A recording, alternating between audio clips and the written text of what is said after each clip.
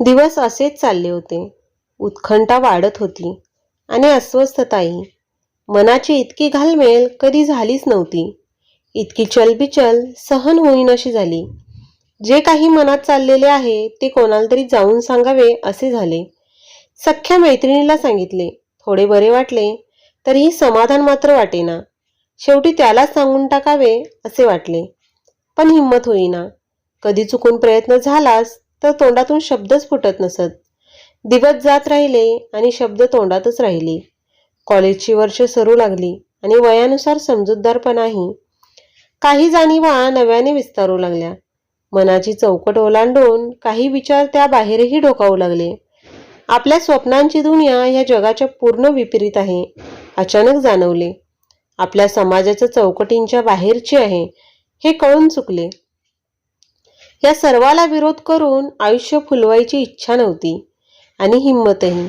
आणि तेही अशा वेळेस जेव्हा समोरची व्यक्ती आपलीच आहे याची शाश्वतीही नाही. आता मात्र मन काढता पाय घेऊ लागले.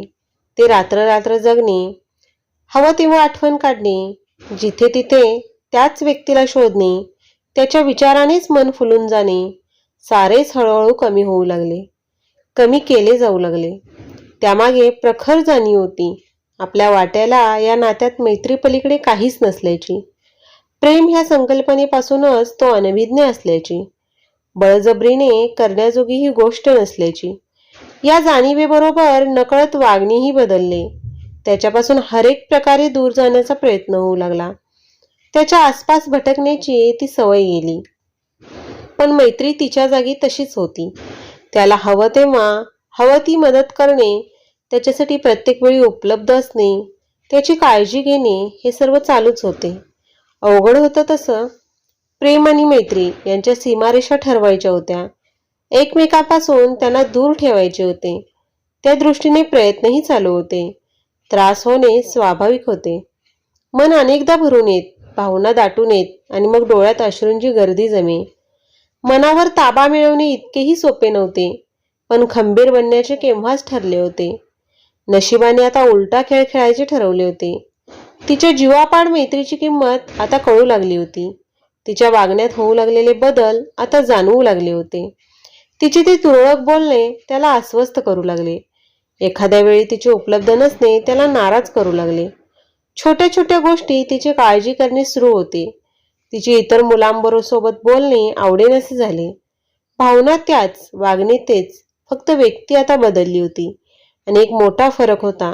तिला या सर्वांची जाणीव होती, पण त्याला नव्हती. या सर्वाला काय म्हणतात हेच त्याला ठाऊक नव्हते. तिला गृहीत धरण्याचा त्याचा स्वभाव कायम होता. मैत्रीण म्हणून का असेना, पण ती आपलीच आहे अशी त्याची समजूत होती. गोड गैरसमज अर्थातच. मनात कुठल्याशा भावना आहेत, पण त्या अजून तितक्याशा तीव्र नव्हत्या. ती मैत्रिणीवरून आता जिवलग मैत्रीण बनली होती. त्याच्या प्रत्येक समस्येचं उत्तर असणारी, त्याला प्रत्येक अडचणीतून बाहेर काढणारी. तिच्याशी बोलण्यात वेळ कसा निघून जाई कळतच नसे. तो क्षण संपूच नये असे वाटे. त्याच्या सगळ्या भावनांना तिथे मोकळी वाट मिळत असे. तिच्या संगतीत सर्वच भार हलके वाटत. पण सर्वच गोष्टी आयुष्यात नेहमी तशाच राहत नसतात. कॉलेजचे दिवस संपू लागले तशी ही जाणीव प्रकर्षाने होऊ लागली. गोष्टी दूर जाऊ लागल्या की त्याची किंमत कळू लागते. ती सर्व सहज स्वीकारत होती. मनाची तयारी तिने केव्हाच केली होती. हे सर्व तिच्यासाठी आता मैत्री पलीकडे काहीच नव्हते. त्या साऱ्या भावना, ती ओढ, उत्कंठा हे सर्व तिने केव्हाच मनाच्या एका कोपऱ्यात बंद करून ठेवले होते. त्या कप्प्याची चावी तिने नियतीच्या हाती सुपूर्द करून दिली होती. आयुष्यात कुठल्याच अपेक्षा ठेवायच्या तिने बंद केले होते. कॉलेज संपणार होते आणि पुढे येणाऱ्या नव्या भविष्याला स्वीकारण्यास ती केव्हा सज्ज झाली होती.